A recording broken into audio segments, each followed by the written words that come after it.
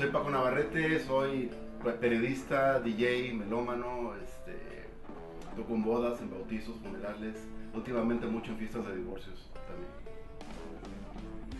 ¿Por qué te gusta la música? ¿Desde cuándo nace tu afición por ir coleccionando diferentes? Bueno, ¿por qué? No sé, pero desde chico me recuerdo haber oído música como que estaba presente en mi vida, ¿no? Pero sobre todo en la adolescencia es cuando ya queda muy claro la obsesión, ¿no? Se convierte el gusto por obsesión. Tenía un hermano mayor que oía rock and roll y empezaba la clásica lata del hermano mayor al pequeño que oía, no sé, lo que sonaba en el radio. Y curiosamente él, unos años después, se va de la casa y deja sus discos y me pasa como el de la película aquella de Casi Famosos. Descubro todo un mundo, el rock y pues me vuela la cabeza y de en adelante ya se echó a perder mi vida, ¿no?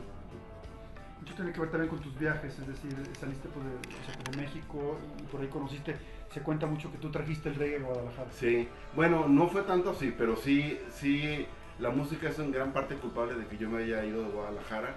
No, hay un momento donde el aire provinciano, que a pesar de ser una ciudad de más de 1 millón de habitantes, 2 millones quizá, en aquella época de todos modos no me acababa yo de sentir a gusto en mi propia ciudad. Me voy al norte, según yo con ánimas de vivir lo que había vivido Jim Morrison en Los Ángeles del cine, y a la mera hora acabo conectando con el lado más mexicano posible, que es la gente que vive allá en el norte y que recupera sus raíces a veces hasta fuerzas. Con ella pasó un poco eso, recuperar un poco la identidad mexicana, pero seguir aferrado con el rock. Y ya para esa época ya oía reggae. El reggae para mí en realidad lo trajo Alejandro Rizzo, que se había ido a vivir a Londres un año. Allá también vive la experiencia de la migración y conoce todo el lado, digamos, más profundo de lo que ya sonaba aquí como reggae rock con Police y varias bandas parecidas. Él conoce ya el lado más jamaiquino puro, trae discos y nos muestra en la carrera. Y lo que sí hicimos fue el primer programa de reggae y yo fui el primer clavado en el reggae, ¿no? En la cultura rasta, en la cultura jamaiquina. Y sí, en ese sentido sí, pues fui el primero en traer dreadlocks y sufrir por traerlos, porque era la época en que habían agarrado a Caro Quintero y entonces había un clima de represión muy fuerte en Guadalajara aquí para cualquiera que se viera diferente, ¿no? Pero más o menos es la historia. ¿Todo tipo de música coleccionas o hay como géneros en especial que te A mí en lo gustan? personal siempre, desde que del rock brinqué al blues y de ahí al reggae, mi obsesión es la música negra americana. Desde el blues, el jazz, hasta las raíces negras del tango argentino, ¿no? O sea, lo que le llaman allá la milonga o un tango de salón bailado, los orígenes del tango, ¿no? Que tienen mucho que ver con la música cubana, curiosamente, con la música negra cubana, con la habanera, que era una música de puerto, de una música literalmente de La Habana, y esta, a partir del comercio entre barcos y en todo el Atlántico hasta el Mar de la Plata, pues cómo se fue influenciando unas con otras y se crean géneros y subgéneros muy interesantes. Ahí me obsesioné con la música negra. Obviamente el funk, el rhythm and blues. De hecho, lo que más oigo ahora es variantes del soul, ¿no? Desde el más tradicional de los años 40, 50 hasta las versiones nuevas, o el lado un poquito más rítmico, más salvaje, que es el funk, o su fusión para dar también cualquier cantidad de variedades de rock, finalmente, ¿no? Que el rock and roll no dejó de ser una versión del rhythm and blues. Dígame un poquito sobre tu consumo, es decir, cómo nace esta idea de los objetos, el LP, el disco compacto, el cassette, ahora el MP3. Claro, es un fetichismo finalmente, es un gusto por el objeto, ¿no?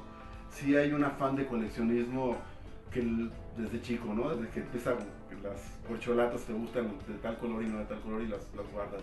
Y acá surge por mis primos mayores, mi hermano también mayor, que tenían LPs, ¿no? Y el LP era una forma, digamos, a la cual uno como chavo estoy hablando de 10 o 11 años, no podías acceder. Ni siquiera te dejaban poner sus discos porque lo rayabas, ¿no? Entonces hay un gusto, hay una atracción. En esa época, bueno, yo ya pertenezco a una generación que todavía me tocó el cambio de varias tecnologías. Cuando yo estaba chavo no había cassettes, había LPs y había 8 tracks. Y que una moda que duró 2 años quizá. En ese momento nace el cassette y es cuando los de mi generación llegamos a la adolescencia y podemos realmente empezar a disfrutar un medio que podemos usar sin temor y nos lo prestan sin temor de que nos hagamos pedazos. Y todavía me toca los últimos años de la cultura del sencillo, del disco que tenía 1 o 2 canciones por lado y que era fácil de comprar, costaba 15 pesos y el LP costaba 45 pesos, ¿no? En Casa de Lemus con Wagner y pues entonces íbamos por la canción, era lo que nos ajustaba para comprar el sencillo. De ahí en adelante, precisamente un poco antes de irme a Estados Unidos, todavía ya estando aquí en la carrera, conocimos un amigo y yo, le decíamos el Brujo, ahora es conocido como el Che Bañuelos, un cuate que iba a Estados Unidos y traía discos usados por cajas. Entonces, de pronto nos encontramos un tesoro rock and rollero, obviamente mucha música entonces de lo que ya era vieja, de los años 60, psicodelia y la primera época del rock británico. Y en vez de costar 45 o 50 pesos, por así decir, costaban 5 pesos. Entonces yo no sé cómo hice de dinero, le pedí prestado a mi papá, seguramente también algunas trampas hice con algunos objetos de la casa. El caso es que me hice en esa época un pequeño capital y fui y me compré, no sé, 100 discos, alcancé a comprar. Y entonces era verdaderamente un capital, una locura, y entonces me dediqué los siguientes 2 años a abrir mis discos, intercambiarlo con mis cuates, y es cuando me nace ya no el gusto, sino realmente la enfermedad, ¿no? Ya es una obsesión por tener el disco, por conseguir el disco. Cuando me iba varias veces a viaje al extranjero, obviamente pues no tenía lana y me iba a trabajar, ¿no? Y entonces regresaba y había un amigo al que nos había mostrado el reggae rizo. Ya, ¿qué hiciste? ¿A dónde fuiste? No, pues no hice gran cosa. ¿Fuiste a tal bar? No, pues no, realmente. ¿Qué hiciste? Le enseñaba, pues había traído 60 discos, ¿no? Todos mis demás amigos felices, y él decía, ¿cómo? No hiciste nada. Le decía, pues ¿cómo no? Me traje mis discos. Con eso hicimos cualquier cantidad de discos en Radio Universidad, y cuando eventualmente me fui a México, tenía una buena colección de reggae. Unas amigas me pidieron los discos para armar el primer programa de reggae del DF, que se llamaba Voz de Jamaica, era Rock 101, como una estación pionera rock and rollera dedicada específicamente al rock, obviamente con variantes comerciales, pero de pronto buenos momentos. Y entonces bueno, ya ahí me obsesiono con los LPs. Eventualmente va cambiando la tecnología, en los 80 empieza a entrar el compacto. Yo me tardé, realmente no me convencía a mí mucho el compacto, pero hay un momento donde ya te das cuenta que es más práctico. No es lo mismo cargar 5 compactos que cargar 5 LPs y llevarlos a la radio. Yo hace muchos programas en la universidad y pues te va ganando lo cómodo, ¿no? Entonces ya eventualmente cambias, ya estás haciendo de compactos mismos que eventualmente pasan a ser también anacrónicos. Ahorita pues ya es virtual, ya lo que muestras es un disco duro, ¿no? Aquí traigo lo que nunca llegué a tener en discos, cassettes, LPs juntos, ¿no? ¿En físico como cuántos discos? Discos, cassettes y de todo. Bueno, cassettes perdí la cuenta. Aquí tengo, entre eso y los cajones que ves ahí tendré, no sé, 1200, 2500. No tengo idea, la verdad. De discos sí más o menos tengo idea, porque en algún momento llegué a pensar, dije, bueno, tengo que vender todos por puño. Ando también como en 1000 discos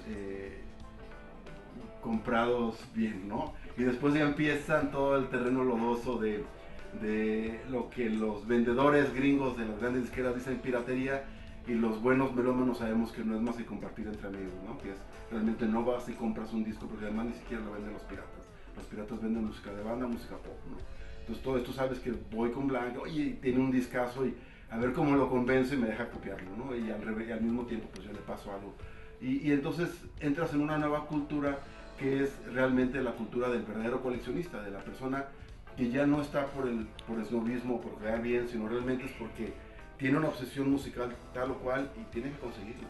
Cuando yo muchos años me dediqué profesionalmente a la música, primero como ingeniero de sonido, luego en la producción, y tuve la suerte de viajar mucho a Sudamérica y Estados Unidos.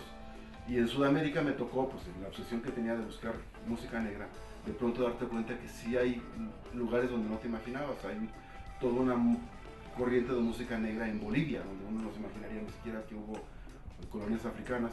Y ahí está la música de los yuncas, que fueron negros esclavos que llevaron a las minas alrededor del Potosí y de La Paz. Pero estando preguntando ahí música, pues no.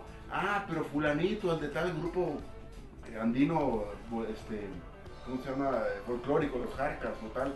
Y iba con fulano que aparte era maestro de música y decía, ah, ¿cómo no? Aquí tengo, y me sacaba un cassette grabado así, que él había ido, se trepó a la sierra y lo grabó, pues en ese momento lo copias, ¿no? Y le agradeces y dices, muchísimas gracias, me regala 4 hojitas que había escrito y otros que tenía por ahí un profesor de antropología, y ya me traje eso, ¿no? Y es como un tesoro. Lo oyes y realmente, pues es una grabación súper rudimentaria, pero súper valiosa para los que estamos clavados, ¿no? Y entonces entiendes también el lado como casi antropológico, es que la gente, por ejemplo, que va a unas ruinas y los que no saben, pues vemos las piedrotas y es lo que nos interesa, o la figurita de oro. Dice, no, a mí lo que me interesa es tal piedrita o tal huesito ahí limado porque es el que me da tanta información. Y entonces cuando eres un clavado ya más bien es lo que buscas, la anécdota, la información esa que te ayuda como a componer un rompecabezas. ¿Cuáles son como tus tesoros, justamente que hablabas de este cassette, de la colección que tienes? Pues tengo varios. Cuando estaba clavado en los LPs, no sé por qué razón, y creo que me costó una amistad, que por suerte para mí ya no me acuerdo cómo estuvo, pero acabé con 2 discos LPs grabados de un concierto pirata de Led Zeppelin, que en mi adolescencia Led Zeppelin era para mí mi banda, ¿no? Era todo. Entonces los conseguí, por ahí los tengo, es más, no sé ni dónde los tengo, pero sé que por ahí tengo un disco doble de Led Zeppelin en vivo, ¿no? Pirata. Cuando los discos piratas tenían sentido, los bootlegs eran eso, eran grabaciones que sacaba gente del mismo entorno de los grupos, a veces los mismos músicos, porque las disqueras no se los sacaba o tenían broncas y los sacaban y eran para sus fans. Ese sería uno, el que te digo, por ejemplo, de grabaciones esa de la música de los Yunga. Cositas raras que fui hallando, por ejemplo, en Honduras, en un concierto me salgo y en el tianguis, esos sonideros, pues, ¿no? De la bocinota y un cuate vendiendo así cajas de cassettes, consigo varias cosas de música de los Misquitos y del Palo de Mayo, que es toda la costa atlántica, negros de la costa atlántica del Caribe, del lado de Centroamérica, pero cuyos orígenes vienen de una isla muy chiquita en las Granadinas que se llama San Vicente, y es una historia muy peculiar, porque eran puros esclavos que huyeron de las demás islas, fueron a dar ahí, hicieron una colonia casi pirata de esclavos, y durante muchos años vivieron independientes y haciendo un desmadre en las demás islas, hasta que se unieron Inglaterra, Francia y mandaron barcos, literalmente invaden la isla, los sacan a golpes, a balazos, matan a muchos, a los demás los agarran, pero en vez de volver a ser esclavos van y los avientan a la costa atlántica de Centroamérica, y así se forman esas colonias de misquitos y de, no recuerdo los diversos nombres que tienen las etnias, pero originalmente nacen como esclavos libertos. Es una cosa muy curiosa. Estando ahí, yo consigo varios cassettes grabados, pues, así con teclados bien chafas, y entre otros me dicen, ah, pues sí, pero pues no está bueno, esto está grabado así como, ahí fue casi mi tío, ¿no? Y ese era el bueno. Era música con conchos de tortuga y guitarras y una cosa muy viejito, y lo oyes y es una música que te remite al primer son jarocho, a la primera música de las Bahamas, y dices, ahí es la esencia de la música caribeña y de toda esta zona, pues, ¿no? Incluso eventualmente de Nueva Orleans. Para mí esos son mis tesoros. Obviamente tengo tesoros de la música, eso te digo como a nivel coleccionista. A nivel gusto, pues bueno, me gusta mucho la música que me gusta desde chavo, pues vas dejando de oír, ¿no? Dejo de oír a los Stones, a Led Zeppelin, a Dylan, no porque no me gusten, sino porque pues, son como tus tíos que han estado todo el tiempo ahí y de pronto regresas a ellos, ¿no? Vas oyendo pues lo que va apareciendo nuevo, pues el chiste es no perder el hambre, ¿no? de las novedades que hay. Nada más, ¿tienes algo que esconder en cuestión musical? Un ¿Esconder? gustito, pero que no te gusta, que es como muy Culposo. personal, ajá. Pues mira, sí tengo. Por ejemplo, hay cosas que obviamente pertenecen a tu infancia. Por ejemplo, yo me acuerdo que la primera canción, cuando caí en la cuenta que fue la primera canción que yo me acuerdo, yo tendría 4 o 5 años y eran canciones de Miquel Agüe. Luego dije, ¿por qué después me acabó gustando tanto la cumbia? Porque yo lo oía, mi papá me cantaba o cantaban los chavitos, íbamos al rancho y cantábamos Tiburón Tiburón o La Cosecha de Mujeres, eran las canciones que cantabas como infantiles, ¿no? Pero sí tengo una vena populachera mexicana, no de ahorita, sino de cuando yo era chavo, de balada corriente, de tipo Leo Dan y cosas así, que las oigo y me remiten a esa infancia y me gustan, pues, ¿no? Me gusta mucho soul muy cachondo, muy llorón, en ciertos momentos también, hay ciertas rolas de reggae y de dub que me remiten mucho a eso. ¿Qué otras cosas pueden ser? No, por fortuna sigue sin gustarme ni la banda, ni el pop, ni el reggaetón. Y eso, fíjate que más que gustos culpables, hay cosas que luego me da pena no haber aceptado en su momento y que después me encantaron. La música disco. La música disco, obviamente, yo pertenezco a la generación donde eran nuestros enemigos a muerte, pues, o sea, los discos. Y ahora, como DJ que me he dedicado, pues yo recurro mucho a la música disco porque realmente hay cosas maravillosas. Obviamente sigue habiendo una parte ahí con violines y con voces chillonas que me molesta bastante, pero hay una parte, y sobre todo cualquier músico sabe que la parte de los bajos de la música disco es una cosa impresionante, cómo construyen la parte del bajo. Y entonces, más que música que me dé pena, hay cosas que digo, ¿cómo es posible que no lo haya aceptado en su momento? The Cure es una banda de los 80, cuando yo empecé a dejar de oír rock para oír música negra, no los pelaba. De hecho, la música ochentera para mí es como una especie de laguna. Ahora como DJ la he tenido que retomar porque es de lo que más te piden. Y digo, oye, pues eso no estaba tan mal. Y eso no estaba tan mal. Entonces, más pena me da darme cuenta lo necio que he sido otras veces para aceptar otros géneros. Mira, aquí tengo los LPs y tengo algunas joyitas. Este es tamaño LP, pero en realidad es una caja. Y es así como que en su momento le sufrí para comprarlo porque pues era cara, ¿no? Entonces dije, ahorrar. Pero para mí era súper importante porque estos discos es el origen y la esencia de lo que es el soul, o lo que para mí es el soul. No es lo que la mayoría de la gente conoce, que viene de la disquera de Motown, sino que es el soul sureño.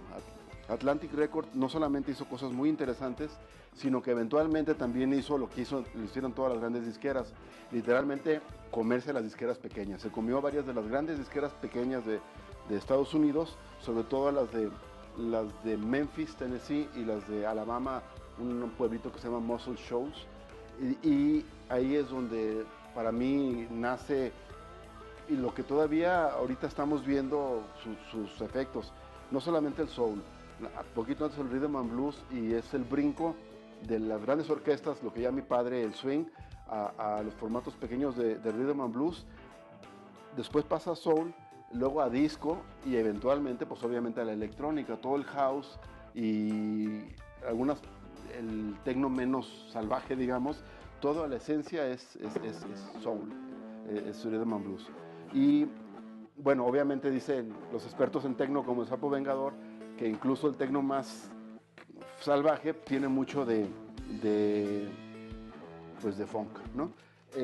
Por ejemplo, estos son clásicos discos que yo tenía, ¿no?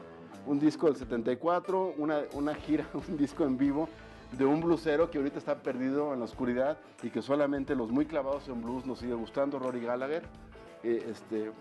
Disco del 74 doble, que eventualmente fue la envidia de mis cuates rockeros, los que nos juntábamos en la única tienda de discos usados que era en el mismo Baratillo, y a una cuadra de él, gente como el John Bean ahí caía, que era el más grande coleccionista de rock mexicano. Esto, por ejemplo, estoy sacando al azar uno de los peores discos de los Stones, la verdad, cuando intentaron meterse a la psicodelia. Yo me lo quedé, gráficamente es una maravilla, y originalmente creo que el acetato venía, no sé si este también, no, este ya es negro, pero venía semitransparente de colores fosforescentes. La mayoría de estos discos los dejé de oír porque es de lo que yo oía cuando era adolescente, que es precisamente mucho rock sesentero, setentero, hasta que descubrí el reggae, y sobre todo, un poco antes del reggae, el punk. Yo del Zeppelin brinqué a The Clash. Por aquí debo tener unas maravillas. Que es para mí uno de los 10 discos, o exagero, uno de los 5 discos más importantes de la historia del rock, ¿no? The Clash, London Calling, que es un disco que a mí me voló la tapa de los sesos, y creo que es un cambio generacional. De ahí la gente que oía rock antes y después del punk, yo creo que es muy claro la que dejó, ahí dice, yo adiós, yo me quedo con lo mío, y los que seguimos oyendo, y que de alguna manera fuimos aceptando nuevas cosas, sobre todo porque en realidad lo que oíamos anterior pues era una generación antes, ¿no? Entonces, la nuestra es la generación del punk y de los diferentes grupos de música. Esto es una rareza. Esto es un disco que no es ni un LP ni un sencillo, se llama EP. Y es un disco que tiene 3 rolas, 4 rolas. Sinceramente no sé cómo fue que llegó a mí, pero me lo guardé. Grand Funk me gustaba, era un grupo que le gustaba más a mi hermano mayor, pero a mí me gustaba y sobre todo cuando conseguí este disco, pues la verdad se me hizo muy cagado y dije, no, pues hay que tenerlo, ¿no? También es un sabor súper setentero. Cuando digo setentero me refiero a principios y mediados de los 70s. Cuando todo cambia después del 77 es cuando llega el punk y el new wave, y con esos nuevos sonidos y hasta una nueva manera de producir música. Por ejemplo, aquí guardaba, en esta funda de Exile on Main Street de los Stones, mis recortes con los que fui haciendo cualquier cantidad de cosas, y aquí hasta papeles, porque cuando viajaba mucho, aquí estaban mis papeles de migración y cosas así. Pues básicamente es algo de lo que tengo de LPs, y de pronto sí hay cosas raras. Cuando mis últimos programas que tuve en Radio Universidad, donde ya metíamos música africana y cosas raras, estamos hablando de los años 90, y conseguí, por ejemplo, estos son los sonidos urbanos contemporáneos de Sudáfrica, ¿no? Esto es poco después de que Paul Simon fuera allá, se metieran las broncas que había de boicot por el apartheid sudafricano, y a pesar de las broncas en las que se mete, finalmente se logra que se abra el mundo a la música sudafricana, y esto es ya como que la versión de ellos mismos, ¿no? Sin mediación de un músico, digamos, occidental o blanco o europeo o americano, vete a saber.